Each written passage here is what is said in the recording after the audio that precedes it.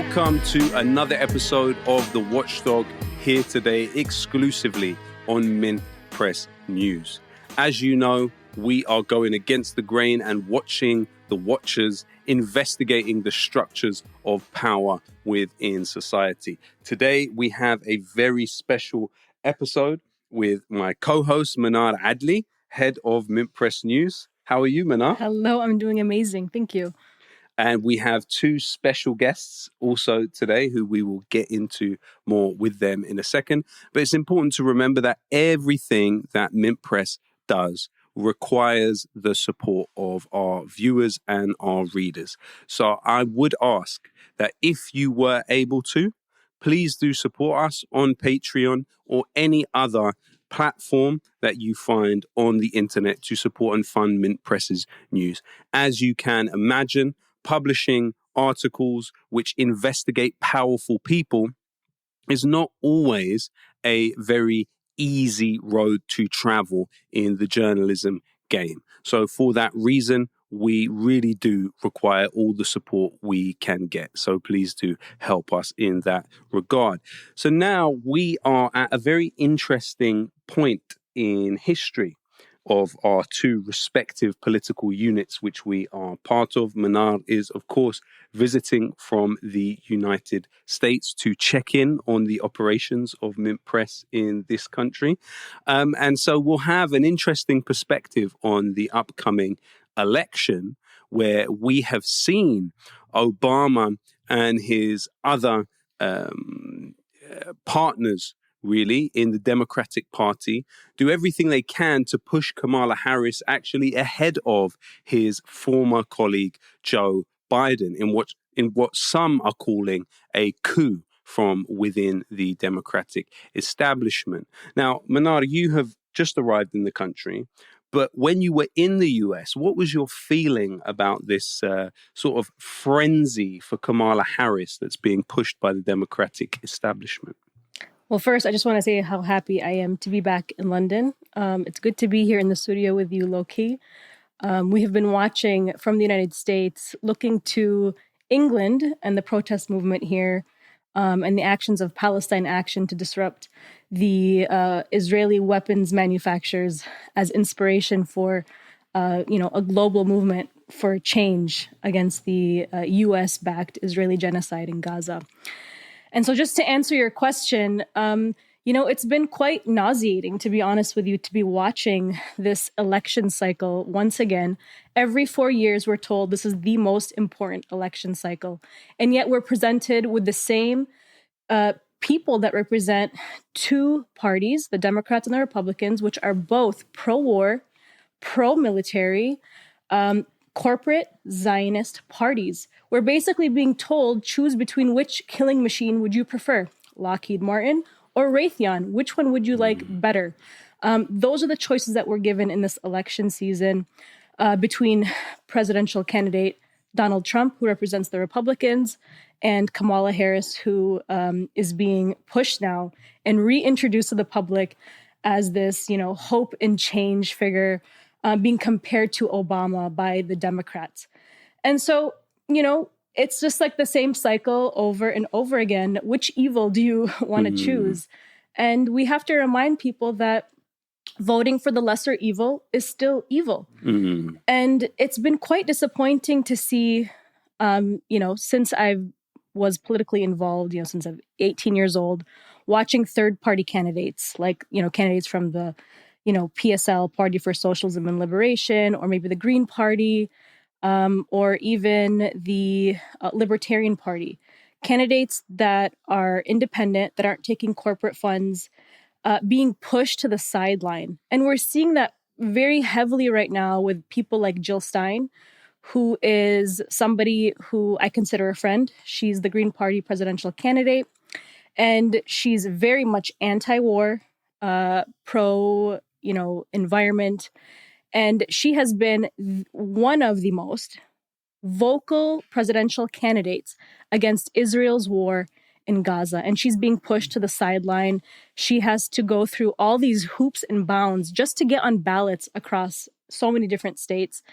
And she's also being censored by big tech and censored from the political stage for debates. And I just want to say one of the most upsetting things about this election season, of course, is the way in which Kamala Harris is being reintroduced, in the same way that Obama was brought, to the forefront. I have a picture here, a cover from Time magazine of Kamala Harris. Of course, Time magazine is a propaganda magazine that's constantly promoting militarism and war.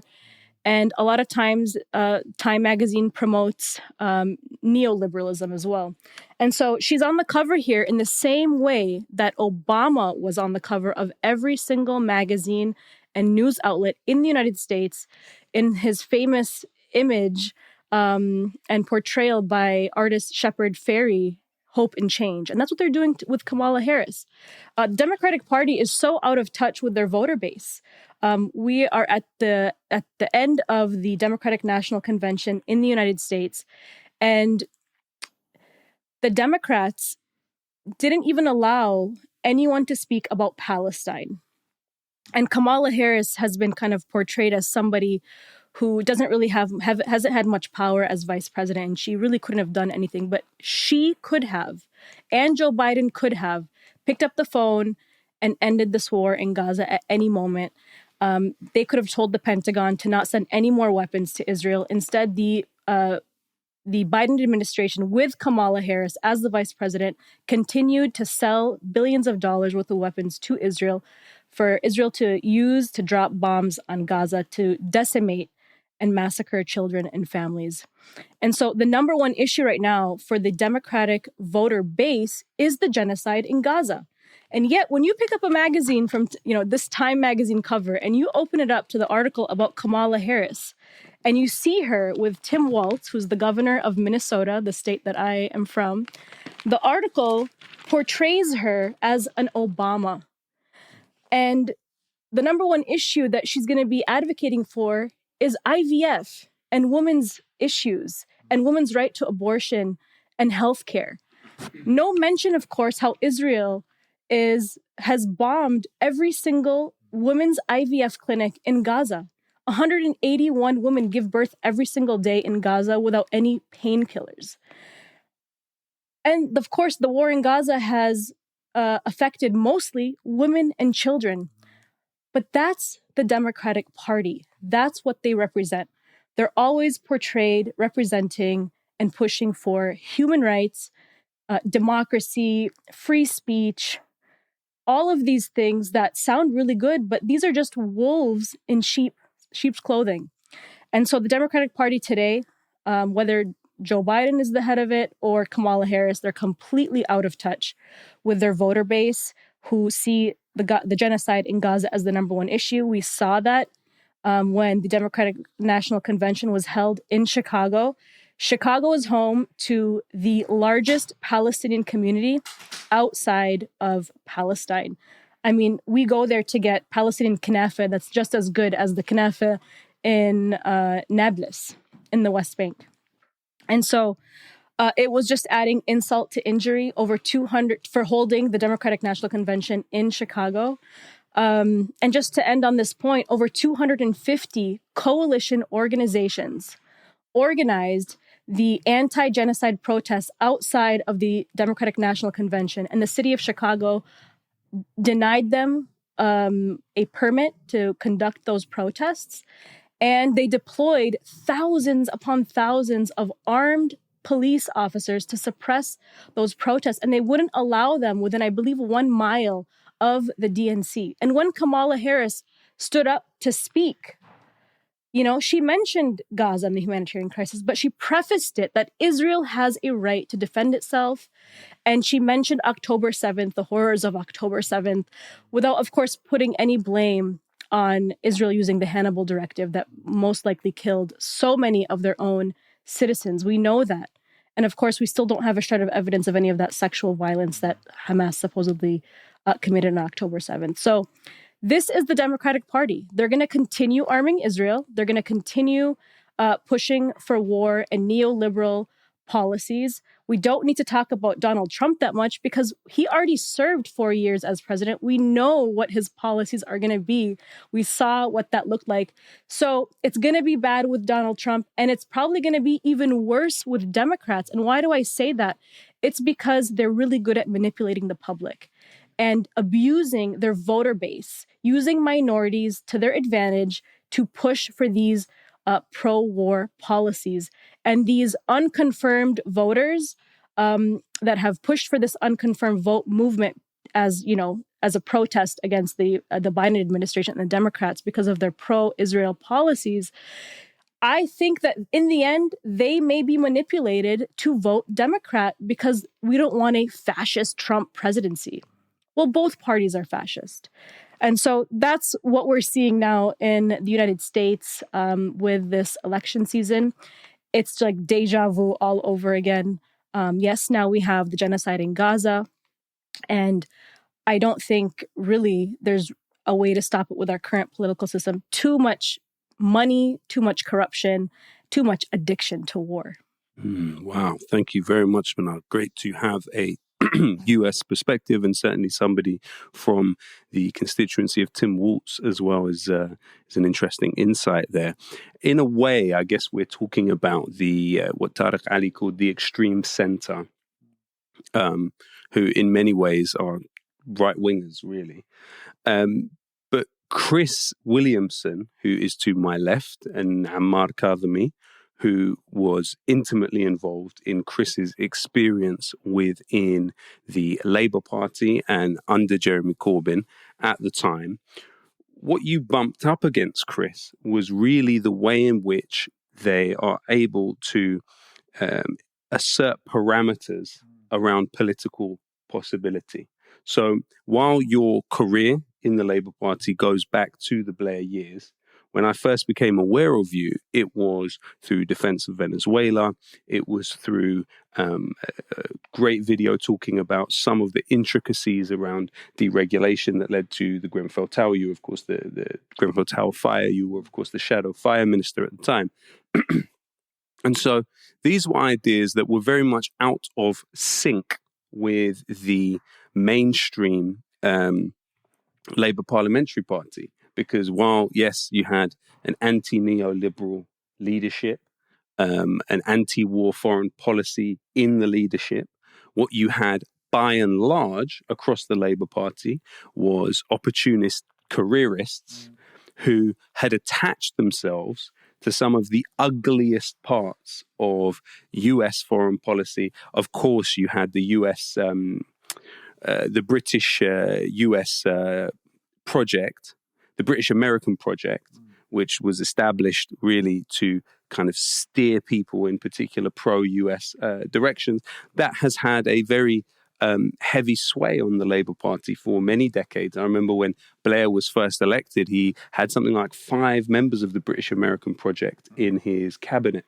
British-American project, obviously funded by the US Embassy, funded by BAE Systems. So, Chris, really, if you could first break down for us your involvement in the Labour Party, how it began, how it started, and then I want to get on to how it came to an unceremonious end. Thanks for inviting me. It's great to be here. Yeah, my involvement with the Labour Party goes back to 1976. I joined it as a 19-year-old apprentice bricklayer. I always had kind of this romantic view of the Labour Party, that it was always a force for good, that it was the best vehicle to deliver progressive change in the country. And I look back at some of the advances that have been made for the working class in Britain, and it has been delivered by Labour governments.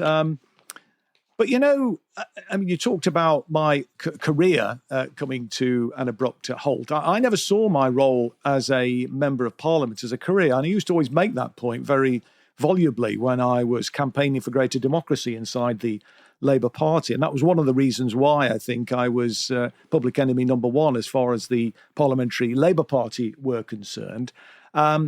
Because I said, when you start treating your role as a member of Parliament as a career or a job, you start making decisions based upon your career, what's going to be good for your career. And that's why so many of them, well, all of them, in fact, not necessarily so many, all of them were unwilling to call out the Zionist lobby, because the Zionist lobby in Britain is very powerful. The Labour Friends of Israel, a sort of pressure group within the Parliamentary Labour Party. When I was a member of Parliament from 2010 to 15, around half the members of the PLP, Parliamentary Labour Party, were in Labour Friends of Israel. And so it is a very, very powerful lobby inside the Parliamentary Labour Party and in the country as a whole. And people were simply unwilling to speak out against that. But look, the Labour Party was established, 124 years ago now, to try and be a voice for the working class in Britain.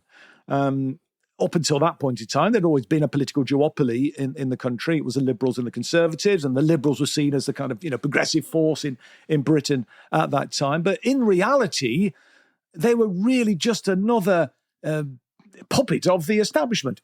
And basically, this is what the Labour Party is today, and maybe it has always been so. But the Labour Party was founded, as I say, in 1900 to be that voice. 24 years later, it formed the first Labour government. It was a minority government, and the first Chancellor of the Exchequer, Philip Snowden, talked about at that time the wild men of the left. Bear in mind, this was only a few years after the Russian Revolution, and talked about the wild men of the left inside the Labour Party who wanted the Labour government at the time to put through full-throated socialist policies. But his main concern was to say we weren't going to do that, because what he wanted to do was to demonstrate to the establishment of the day that the Labour government was a safe pair of hands, that status quo would prevail under a Labour government. And then you fast forward to 1945, the government, which is held up, and indeed I used to always hold it up, and it did do many great things. It set in train a post-war consensus that lasted for 34 years, actually slightly less than that, actually. But if we get time, I'll talk about why I say it's slightly less than that. But, it created the welfare state, the National Health Service, built, a million homes for working class families and so on. So it did do some great things, but it could have gone a lot further. But it was still very much an imperialist government. And then you go forward a bit further to the 1960s, and we saw the introduction of comprehensive education and so on, and the Race Relations Act, etc., and so on. Equal pay was another thing that was brought in for men and women by the Labour government. But in the end, it was really, I think, crumbs from the table, because we could have gone a lot further. And that post-war consensus that was set in train for 34 years, all of those advances that were made for the working class have all been stripped away. And we're now in a situation where corporations hold even greater sway over the political sphere than they've ever done, and we've got a situation now where we are the sixth biggest economy in the world. There is really no excuse for anybody to be living in poverty in this country. I mean, when Jeremy Corbyn became the leader of the Labour Party, a lot of us were very excited. It became the biggest party in Western Europe. And when I got re-elected, because I lost my seat in 2015, I was arguing, as a member of the Socialist Campaign Group, that we needed to go further than what we were suggesting in the 2017 manifesto, because, it wasn't going far enough, in my opinion, and we could have been. I mean, what Jeremy was talking about was saying, look, we, in the lifetime of a parliament, we'll eradicate street homelessness, which is a great and laudable aim, but my God, we should have been going considerably further than that. And what we should have been saying is, by the end of a Labour government in office, a 4 or 5 year parliamentary term, we will eradicate poverty in this country. Now, that's not just a pipe dream. That is something that is doable. We are a very, as I've said, big and powerful economy. We issue our own currency. Britain can never run out of money. And this is where, I talk about that post-war consensus and lasting for 34 years until 1979. But in reality, it was 1976 where things started to go wrong, because Labour came into office in 1974 went to the IMF but before he went to the International Monetary Fund, Labour came in 1974 with a commitment to bring about an irreversible shift in the balance of wealth and power in favour of working people and their family. They had an alternative economic strategy which they were implementing that was changing Britain, the face of Britain. And then Dennis Healey, who was the Chancellor of the Exchequer at the time, decided that somehow Britain was running out of money. Impossible. We'd been off the Bretton Woods Agreement, which actually linked the pound sterling to the dollar, and the dollar was then linked to gold. Nixon jettisoned the Bretton Woods agreement. So it'd been a floating fiat currency ever since that time. So no way we could have run out of money. So he then went to the International Monetary Fund. The International Monetary Fund then insisted on austerity measures that must be imposed, which he duly did. That led directly to what was been referred to as the so-called winter of discontent. But all those austerity measures were unnecessary. Thatcher then came in and obviously turbocharged the neoliberal monetarist agenda. But it wasn't Thatcher that started it. It was Dennis Healey and Jim Callaghan. So, the Labour Party has always been a slave, it seems to me, to the bankers, to the corporate sector, to the establishment. And in many ways, I think that 1945 Labour government was maybe fearful. And the reason why, those reforms are put through was there was a fear in the mind of the establishment that after the Second World War, there was a real danger, in their view, of a revolution. And the chances of a successful revolution were very, very high then. Because my parents' generation, my dad, who'd served through that entire war, were being demobilized, and they'd been used to military discipline. They all knew how to use weapons. And so a revolution in those circumstances, had a very, very strong chance of success. And so there had to be some palliatives, it seems to me, and that's what was handed out. Things have gone considerably worse, of course. I wouldn't say they were bad then, but a lot of bad things in terms of particularly foreign policy. We could have gone further in terms of domestic policy, but in general, things are moving in the right direction. I often give a little anecdote about when I was a young 19-year-old apprentice bricklayer. I was able to buy my own house, a brand new 3-bedroom semi-detached in a desirable village, which was 3 times what I earned as an apprentice bricklayer. That was the narrowest of the inequality in Britain had become, because every year from that period until Healey went to the International Monetary Fund, inequality narrowed year on year. And more of the nation's wealth was going into the pockets of ordinary working class people. And we knew as young people leaving school that we were destined to have a better standard of living than our parents did. But Labour parties jettisoned all that. When Blair came to power in 1997, he said his job was to build on Thatcher's achievements, not to tear them down. She didn't make any achievements. There was achievements in terms of in favour of the ruling class, the corporate class, but not in terms of the working class. In fact, at one point, it was said that Margaret Thatcher's greatest achievement was Tony Blair. She said that. As the leader of the Labour Party. Her greatest achievement, when she was asked, was Tony Blair and New Labour, because we made our enemies, change their view, change their policy agenda in that sense. So, so that's where we are. And so now we're in a terrible place. We had this hope when Corbyn was elected as leader of the Labour Party, but he was far too timid in the end. The entirety of the so-called socialist campaign group, and I say so-called socialist campaign group because they hate socialists. They don't know the meaning of the word solidarity. And even though John McDonnell, who was a shadow chancellor at the time, used to he may still do this, end all of his speeches by saying solidarity. But when it came to the crunch, he wasn't prepared to show any solidarity, and nor were any members of the socialist campaign group either. And I'm not saying to blow my own trumpet or say I'm anything special, because I'm not. I'm just a working class geezer from Derby, but I was the only one that was prepared to speak out against the Zionist lobby, to speak out for things, like in terms of you mentioned about Venezuela and so on. These things are kind of just, common sense to me, but to speak up for people who are being traduced and thrown under the bus. People like Ken Livingstone was being demonised as an anti-Semite. Ken Livingstone, when he was leader of the Greater London Council in the 80s, and when he went on to become the Mayor of London, but particularly when he was the leader of the Greater London Council in the 1980s, before you were born, I think. But he earned the sobriquet as a loony lefty partly for his stance on fighting racism. And I believe that Ken Livingstone did more in public office than anybody to advance the cause of anti-racism. He was thrown out of the party, demonised as a bigot, and so many other people were as well. And I was the only MP, which shocked me to the core. I've got to say that. I was the only MP that was prepared to speak up for Ken, to speak up for people like Jackie Walker and Tony Greenstein and Cyril Chilson, whose parents survived Auschwitz, who were all being demonised as anti-Semites. And it was clear that anti-Semitism was being weaponised in order to destroy the Corbyn project, to destroy the prospect of a socialist anti-imperialist government coming to power. But Jeremy lost the plot because he listened to idiots around him who said that he had to try and placate the Zionist lobby. And I kept saying to Jeremy, look, Jeremy, stop saying sorry. Every apology you make, every concession you give to the Zionist lobby is just feeding the beast and making it stronger. And ultimately, they're going to come for you and they're going to smash this project.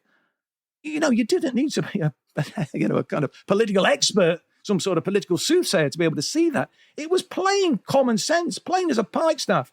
Why was I the only person speaking up for, people, activists, grassroots activists and Labour movement icons like Ken Livingstone? Why was the only MP as well speaking out at the time for Julian Assange?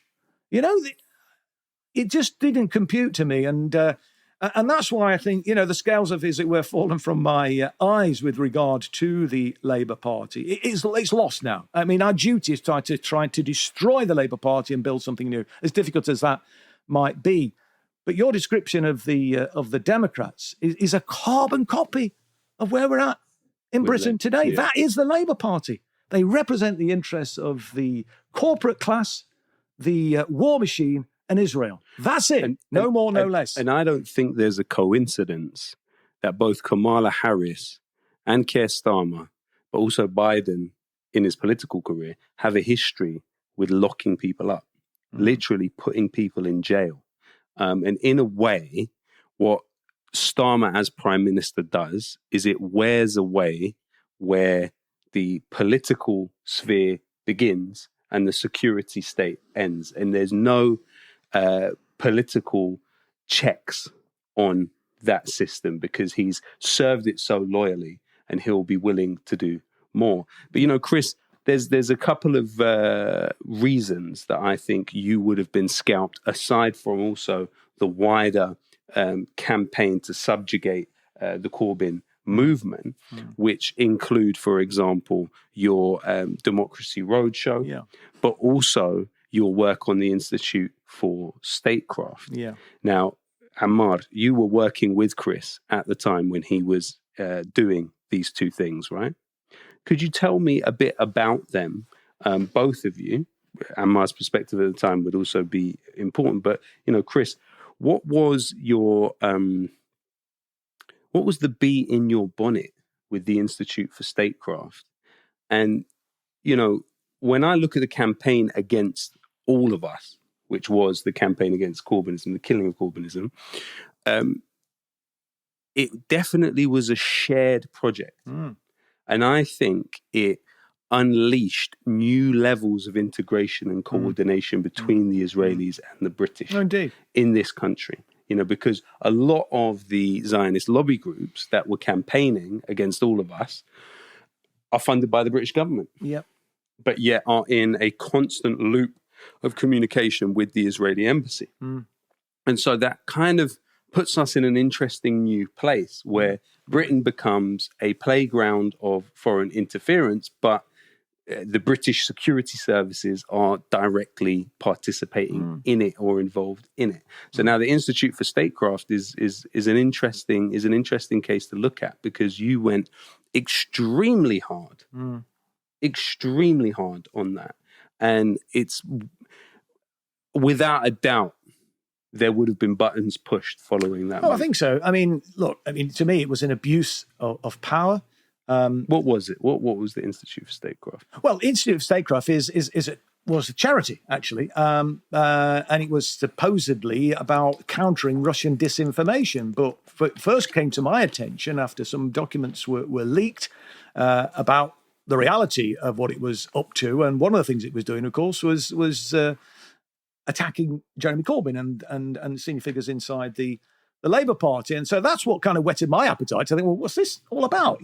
So I started asking questions and using my parliamentary platform to ask formal written parliamentary questions of Alan Duncan, who was the Foreign Office Minister at the time. Who was it staffed by, the Institute for Statecraft?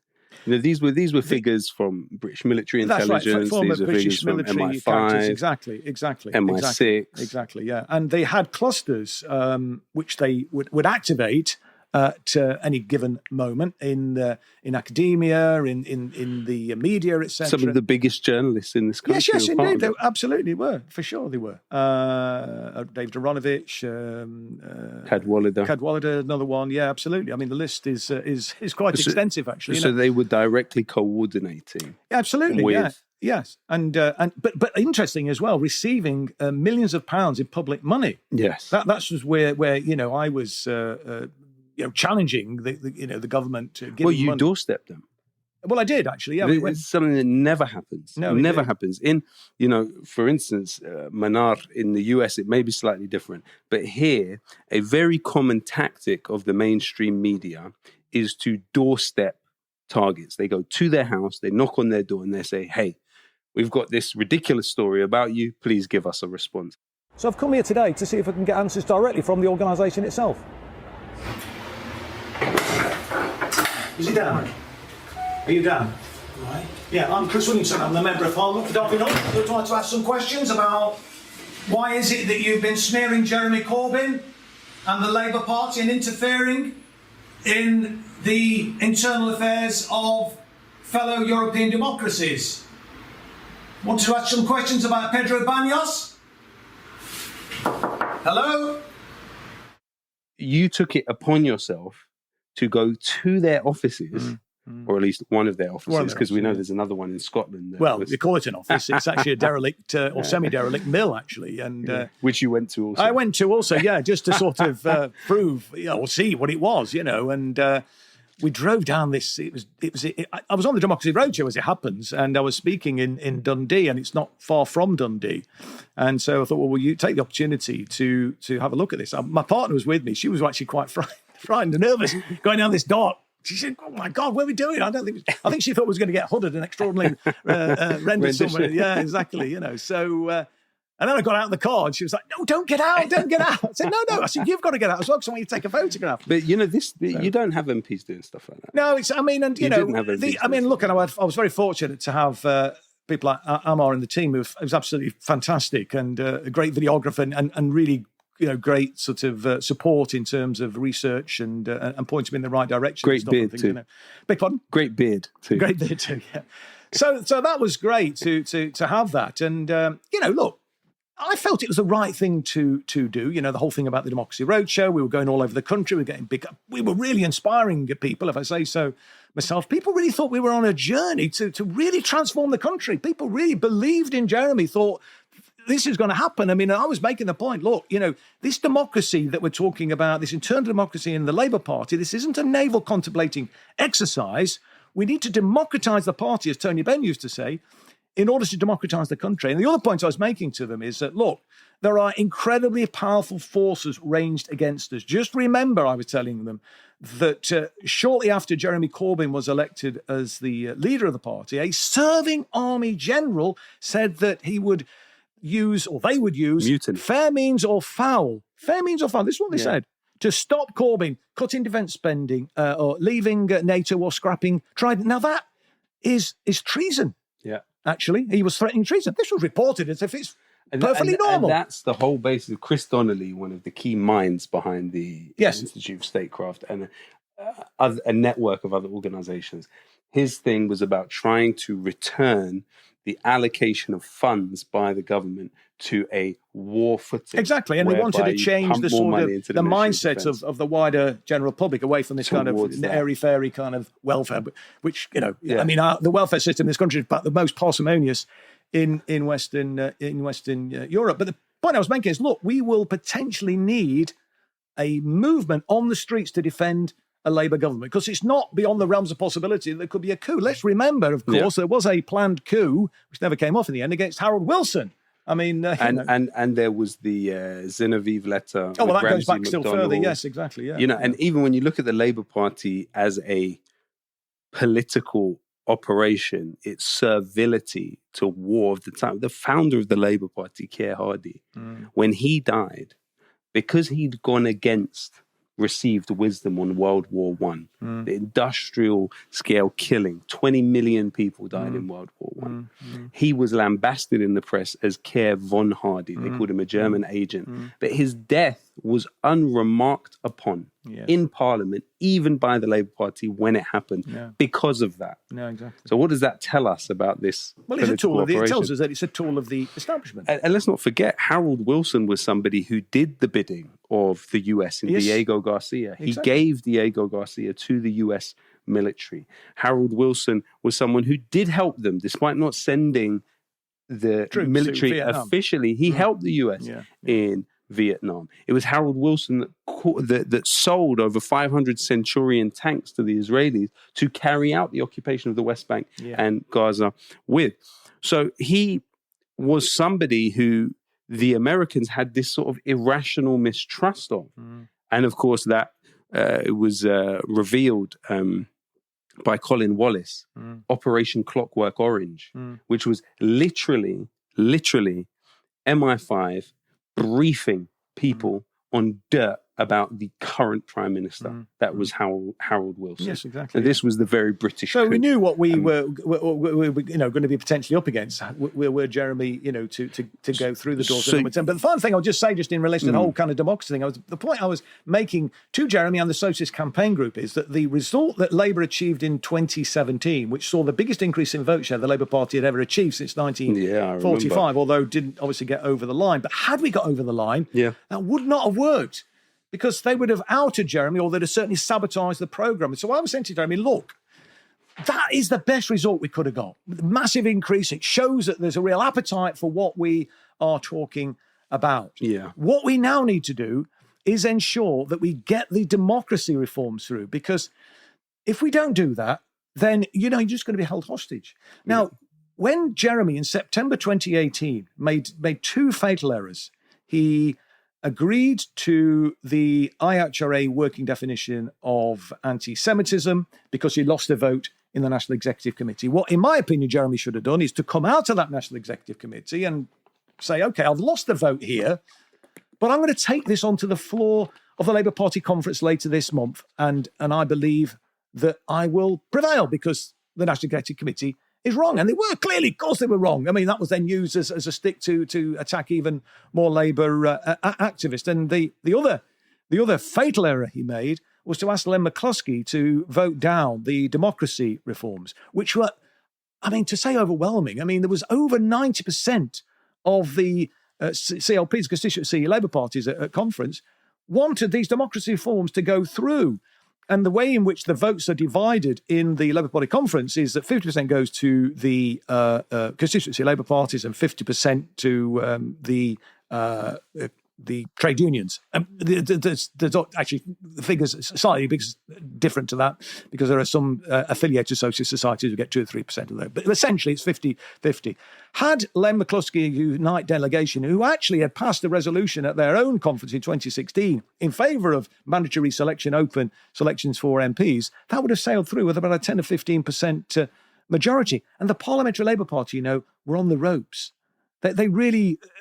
they were punch drunk. They really thought their days, some of them, were numbered, and they also knew that if they managed to survive a reselection process, that they would have the sword of Damocles hanging over their head. They knew that they would have to then respect the will of the members, who were much more in touch with the wider general public on policy than they were, because the Corbyn programme was overwhelmingly popular. If you broke down each individual policy agenda, massive support for it. So that's where we are. But it's a tragedy, a total tragedy, that this was all squandered.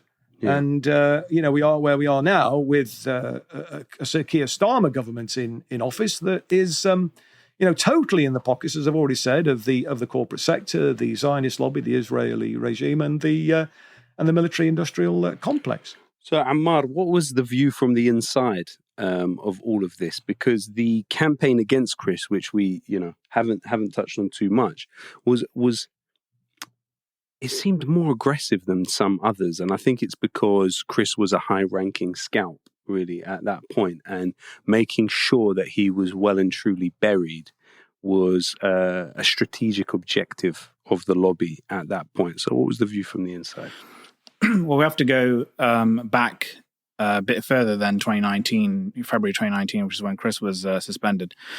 Back really to the first leadership campaign in 2015 when Jeremy Corbyn was standing to be leader of the Labour Party alongside three others.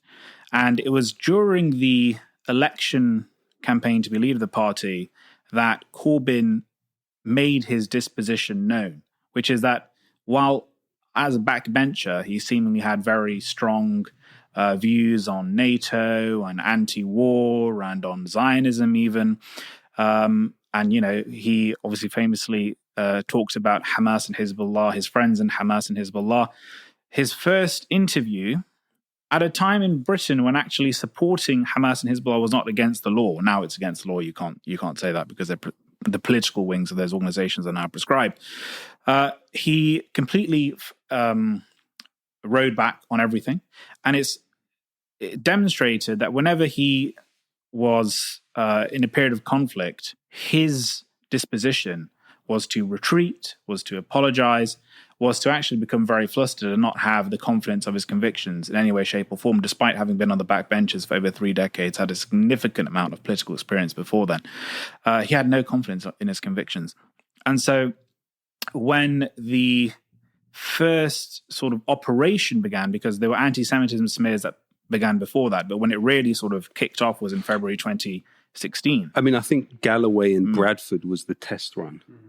If you look at some of the characters, Ben Judah, for example, alleging that he was attacked for being Jewish at a George Galloway event in Bradford. Galloway, as a titan of British politics, has been a playground of experimentation for psychological operations to try and subvert him. And I believe that while there may have been some others, I believe Galloway and Bradford, where this is an Israel-free zone, this was a test run for a lot of the anti-Semitism stuff that then played out on the Corbyn front. Definitely. I mean, I think there's obviously lots of antecedents to this, but if we're talking strictly within the Corbyn era, the way it sort of played out in terms of the strategy they used to derail Corbyn, they sort of began to take root in February 2016 with this Oxford University Labour Club scandal, how there's apparently anti-Semitism there. Then Corbyn, his disposition was not to investigate himself and see, were these allegations verifiable? Of course they weren't. His instinct was to instruct someone who I would call a Zionist, Baroness Janet Royale, to conduct an investigation into what had happened there. And then he did it again with the Chakrabarti inquiry. He got someone else to investigate, do we have a problem with anti-Semitism? And of course, as Chris was saying, I mean, he threw his longtime comrade, Ken Livingstone, the former mayor of London, twice under the bus. He essentially kept throwing his own allies under the bus, and that continued. But these people generally were lower level. I mean, Ken Livingstone, of course, was mayor of London. By that time, he was sort of a retiree. He was just sitting on the National Executive Committee. He wasn't sort of a senior politician. When Chris came in, it was quite clear that, Chris, he's a member of Parliament. So the sort of boundary hadn't really been crossed in terms of really going after a member of Parliament at that period of time. He was, an ally of Corbyn. So his proximity was known. He was in a very strong position, and he was in the ascendancy because there was at least the perception among Labour MPs that there was a huge amount of support for Jeremy Corbyn from the membership, and if they transgressed the line too far, there was a perception that they would lose their seats, and so there was this threat hanging over them that they couldn't actually really go after Jeremy Corbyn himself too personally, or the people who were sort of within his immediate proximity. But when that threat was essentially jettisoned after the 2018 Labour Party conference at which I spoke, because we were promoting the Democracy Roadshow and promoting the Democracy Review that happened in the party, once that was jettisoned by Unite, the main trade union supporting Jeremy Corbyn, by Jeremy Corbyn himself, by all of his allies, and the threat to those MPs was removed, it then gave them extra license, then start engaging in this, what was basically a proxy war against Jeremy Corbyn, attacking all the supporters and allies who were closest to him. And so that's when they were able to really go after Chris. I mean, it was essentially something that they'd wanted to do for a very long time, I think. I mean, they'd been railing against him for a very long time, and there were smears and articles and some particular lobby journalists who really had Chris in their scopes. But they essentially managed to grind down the leadership of the party to such an extent that they then had the license to go after Chris, and also the membership, because whilst a lot of them were quite militant and were willing to really, fight to protect Jeremy, to go against anti-Semitism from the leadership. Well, they were completely demobilized. So whilst we had this membership of like 500,000 people, they were just rendered useless. I mean, as an ordinary lay member of the party, there was actually nothing I could really do to leverage power in the party at that point. Yeah. So he demobilized his own people. How similar, Mnar, does this sound to the US situation? We see within even a kind of weird formation like the Squad, you had Ilhan Omar, who's a bit better when it comes to Palestine. AOC has been doing some really humiliating, groveling type of maneuvers with the Israel lobby. You, of course, saw recently a Columbia professor basically threatened to assassinate Cori Bush of the Democrat Party. You also had the example of Jamal Bowman, who, again, despite him making all of these acquiescing essentially to Israel lobby stuff, AIPAC still pumped so much money into his opponent. And it's interesting how similar kind of strategies and tactics are used across the board. Do you have anything to add to that in terms of the US context? I mean, it sounds exactly like how it works in the United States, except AIPAC is not even registered as a foreign agent in the United States, and yet they're pumping, millions of dollars into political candidates to promote apartheid, to push for militarism, war with Iran, and support for Israel's genocide in Gaza. And if you dare to speak up, like, somebody like Ilhan Omar, who even brought attention to the fact that Israel lobbying money is affecting policy, she was attacked and targeted, and she was accused of anti-Semitism just for simply tweeting, "It's all about the Benjamins, baby." Yeah. It is all about the Benjamins, baby. I think most Americans would agree, who are aware enough that, we don't have a democracy anymore in the United States. Study after study, I think it was from Harvard, shows that we have an oligarchy, and our elected officials represent the interests of not the people. They represent the interests of a very few 1% elite billionaire class, and a lot of them are Zionist. And so Israel lobbying money from the the Jewish National Fund, for example. All of this money goes towards these elected officials to push these pro-war policies. And in this election season, we saw AIPAC spend a record number of money on Cori Bush and Joe Bowman's opponents. Excuse me. Yeah, their opponents. A record number of money. And these were mild critics. They're not the most critical. And like you said with Joe Bowman, he, apologized many times for Israel. And yet he was still targeted, which goes to show like you should not bend over backwards for Israel in any way, shape, or form, because they're just going to use that against you, and they're still going to target you. Yeah. And that's what they've done.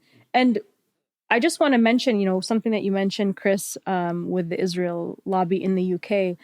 We have also the Anti-Defamation League, which, in my opinion, based on our research in MintPress, it appears that the Anti-Defamation League, which is an Israel lobby group, basically, act as a spy agency for the state of Israel. Historically, the FBI wanted them to register as a foreign agent because it was very clear that they were spying on American citizens.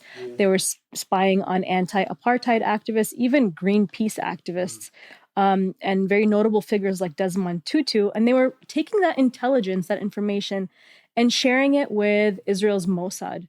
and the Israeli government. And now what we see is that the Anti-Defamation League is working with police departments and working with the FBI now to spy on Americans. And so, the tentacles of this Israeli lobby machines, they spread far and wide. And they're not even registered as foreign agents. And we know that Israel tried to find many loopholes in, not having to register as a foreign agent. But we have the same problem in America, which is our political system is working in the interest of a foreign entity, which is the Israeli government, which is acting in apartheid. And we have these think tanks that are funded by these weapons manufacturers, and in a lot of cases funded directly by the state of Israel and big money donors. And they're the ones who are writing the policies for our elected officials. And so when we have people like Kamala Harris coming up to the forefront, or Joe Biden or whatever, and all, whether it's Trump or Kamala Harris, they're not even writing their own speeches at this point. They're written by the Israel lobby. I mean, look at 2018. AIPAC wrote Obama's AIPAC speech in 2018. I mean, interestingly, one of the individuals who has been credited as writing Biden's script on Israel, Haim Saban, has led a campaign to ban Bisan Ouda, the Palestinian journalist in Gaza, from the Emmy Awards, because she was nominated for an Emmy Award. And their group, the Creative Community for Peace, which is a proxy of Stand With Us, the well-known Israel lobby organization funded by the Israeli Prime Minister's office, Haim Saban has led that campaign and that letter. But who is Haim Saban? He's simultaneously a director of Universal Music Group. He's one of the biggest funders of the Friends of the IDF historically. But I guess, Ammar, what I wanted to ask you about then, are we getting into a tail wagging the dog territory here? Because while we have established that, look, there's a trilateral security state that operates in the Middle East as one hand, it seemingly now operates at home as one hand. We historically know that Israel will outsource things to Britain, like the training of the Palestinian Authority. Britain will outsource things to Israel, like the hacking of the phones of British citizens. Yeah. But, there's a certain perspective that would be critical of what we're saying. They'd say, oh, well, you need to understand Israel as a bulwark of US imperialism in the region. You need to understand that Britain, through the Balfour Declaration, is responsible for even the existence of Israel. Are you not getting ahead of yourselves here, guys? Are you not blowing Israel's influence out of proportion? They like to point, and of course, David Miller has excellent work on this, really pointing out the majesty of the Zionist lobby in the US. But they'd say, oh, you look at AIPAC's contributions and you compare it to fossil fuels, it's dwarfed by the money that comes from big oil and big gas. But in actuality, as David's research shows, the Zionist lobby and the operations of it in the US are far beyond just an organization like AIPAC. Of course, they also involve the ADL, massive organization, but there's many, many other parts of it. So what would be your response, Ammar, if we were to say you're getting ahead of yourselves here, guys? Well, I think there has to be a reevaluation, because I think you can certainly say when the Zionist entity was first founded that, yes, it was sort of a proxy of the United States of America, of Britain, and that essentially answered to them because it owed its existence to them directly at that point. But what's happened over the past decades, and I'd say probably happened earlier in the United States, but certainly I think you could say within Britain, it's really happened within the last sort of 10 years. There's been this campaign of state capture, where you've had these lobby groups. So in the United States, very famous, we know about AIPAC, we know about the ADL, and they have disciplined elected officials to the extent that it can't be said that they prioritize purely US interests over that of the state of Israel. They clearly don't. They know that if they criticize the Zionist regime. They're going to have, and this is obviously because of the influence of money in politics in the US, they're going to have their opponents in primaries being funded by Zionist lobby groups. So that then disincentivizes them when it comes to looking at things in the House of Representatives or the Senate to, not give money to Israel. And I think that influence has existed in Britain for a long time, because say even several decades, but I think it really picked up pace under Jeremy Corbyn. I think Jeremy Corbyn's Labour Party was the incubator for Israel lobby tactics to expand and increase in Britain, where they were sort of battle tested before they were then exported into universities, where we had people like David Miller being, sacked from Bristol University. With direct state intervention. With direct state intervention, of course, exactly. Which again, this is key to it, because we have to understand them as working in concert, if not the same hand, happening at the same time. Yeah. Same with Chris. There was a letter. The same way there was a letter with David. Yeah. There was a letter which was signed by cross-party figures within the House of Lords and the House of Parliament, calling for you to be ousted. Is that correct? Yeah, I mean, the letter was signed, I think it was the Labour parliamentarians. There were certainly Tories calling for me to be removed, for me to be suspended. James Cleverly, I think, on the day I was suspended, called for my suspension and Prime Minister's questions. I was actually in a meeting with Jeremy's team before PMQs that day. I'd been called in. A very aggressive phone call from somebody who worked in his office of parliamentary liaison staffer. And you say, you're leading every effing news broadcast, you need to come in, sort of thing. So anyway, I went in, we had a conversation. As a favour to Jeremy, I stupidly agreed to issue a qualified apology. That was then weaponised against me, though.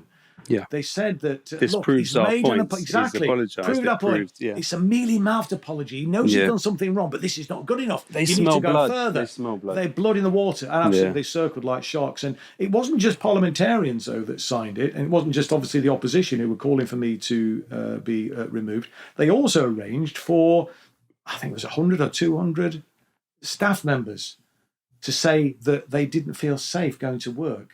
These are staff members of the Labour Party. Yes, and Labour MPs, and I believe staff working in the head office as well. Certainly, Labour MPs staffers were signed this letter, saying they wouldn't feel safe if I was still a member of the Parliamentary Labour Party. Wouldn't feel safe going to work. As if I was. What was I going to do? I mean, with your case, Chris, I think they really pulled out all the stops, because it wasn't just parliamentarians and staff members in Parliament. They leveraged, I think, probably every prominent Israel lobby group in Britain, including the Board of Deputies of British Jews, the Jewish Leadership Council. Exact same thing, because I remember watching that unfold on that day, which was the 27th of February, if I'm not mistaken, in 2019. And I had the exact same parallels with David Miller, because I was following that case as well when it happened, when it was unfolding. In fact, they were actually much more aggressive with David. Then they started leveraging individual parliamentarians to make speeches in Parliament and various and news literally articles. Jenrick, who was a minister in the government, called on Bristol to sack him. Yes. I mean, it's extraordinary. They're direct state intervention. So this is when we go back to this idea of the tail now wagging the dog. They've now managed to get to a position where any form of dissent is now considered totally legitimate. And if you voice that dissent, you'll not only just be reprimanded, you'll lose your job. Yeah. And they won't stop there. They won't just stop when you've lost your job. They'll then try to ostracize you from public life. Make what you're saying illegitimate to be heard in any sort of platform. Demonetize you.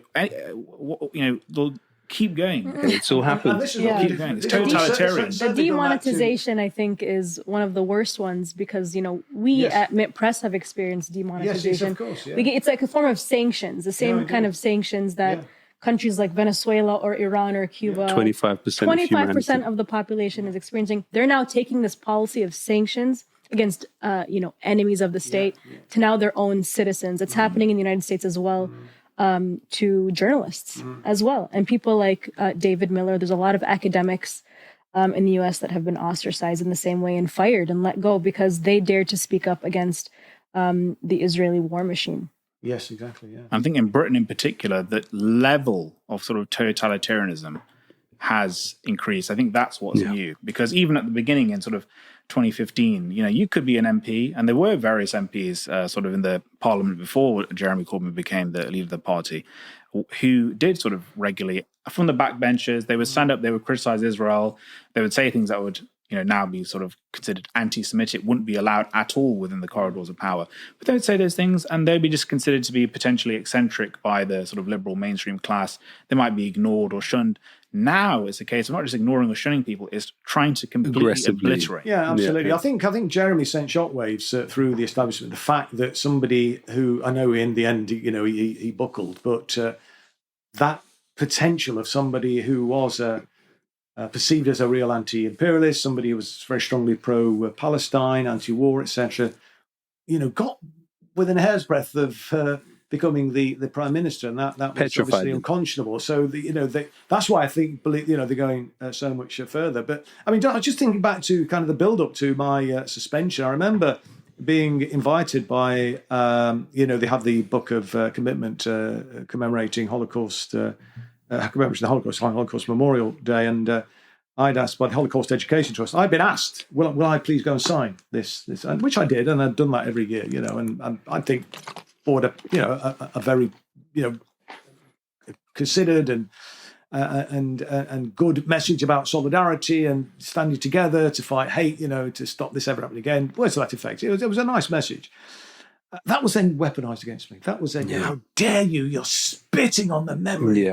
Of the people that perished in the Holocaust. And I got an open letter from the so-called Jewish Leadership Council, saying, what a disgrace it was that I'd had the temerity to sign this letter. The Holocaust Education Trust asked me to sign it, then actually took a photograph of me and asked me to put it on social media, then attacked me remorselessly for having the temerity to. Well, maybe, I don't know, but possibly it was. A button was pushed. This is all psychological warfare. I mean, every form of these attacks is psychological warfare to beat you down. Yes. To make you feel like you have, there's nothing that you can do to ostracize you, no money left, and make you lose. And the cancel culture that you spoke about, demonetizing and all that. I mean, that is sort of still happening. I mean, it's very difficult for me to, get a platform on any sort of mainstream. I never get invited, very rarely anyway now. Not particularly necessarily looking for it, but interesting.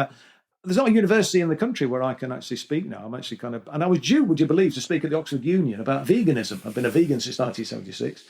I was cancelled from that. Yeah. But, never mind about you can't not speak about, Israel and Palestine. Can't talk about anything. They want to make the prize. You cannot have a platform. Yeah. You are a non-person.